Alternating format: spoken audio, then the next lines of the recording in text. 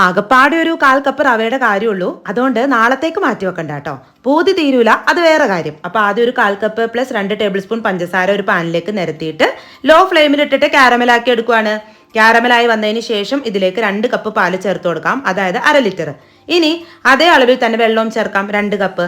ഇനി അതൊന്ന് തിളയ്ക്കാനായിട്ട് എടുക്കുന്ന സമയം കൊണ്ട് വേറൊരു പാനിലേക്ക് 1 ടീസ്പൂൺ നെയ്യിട്ട് കൊടുക്കാം. എന്നിട്ട് അതിലേക്ക് കുറച്ച് ചെറിയുള്ളി അരിഞ്ഞതും കുറച്ച് അണ്ടിപ്പരിപ്പും കൂടി ഇട്ട് കളറൊക്കെ മാറുന്നത് വരെ തന്നെ വഴറ്റിയിട്ട് വേണം. ഇതിലേക്ക് കുറച്ച് ഉണക്കമുന്തിരിയും കൂടെ തന്നെ 1/4 കപ്പ് മാത്രം റവയും ചേർത്ത് നന്നായി തന്നെ ഒരു 2 മിനിറ്റ് ഒന്നങ്ങ് റോസ്റ്റ് ചെയ്തെടുക്കാം. അപ്പോഴേക്കും നമ്മുടെ പാലിതാ ഇവിടെ നന്നായി തിളച്ച് വന്നിട്ടുണ്ട്. ആ സമയത്ത് വറുത്ത് വെച്ചിരുന്ന ആ ഒരു റവയുടെ മിക്സ് ഉണ്ടല്ലോ, അതങ്ങ് ഇട്ട് കൊടുത്തിട്ട് നല്ല പോലെ തന്നെ അങ്ങ് മിക്സ് ആക്കിയതിന് ശേഷം ഒരു ടീസ്പൂൺ ഏലക്കാപ്പൊടിയും ഒരു പിഞ്ച് ഉപ്പും ഇട്ട് ഒരു 1-2 മിനിറ്റ് ഒന്നങ്ങ് തിളപ്പിച്ചെടുത്താൽ ക്യാരമൽ രുചിയിൽ നല്ല പാകത്തിന് കൊഴുപ്പിൽ തരിക്കഞ്ഞ് റെഡി. അപ്പോൾ ക്യാരമൽ രുചിയിൽ ഇതുവരെ ആക്കാത്തവര് എന്തായാലും ഒന്ന് ട്രൈ ചെയ്യേണ്ട റെസിപ്പിയാണേ, അടിപൊളിയാണ്.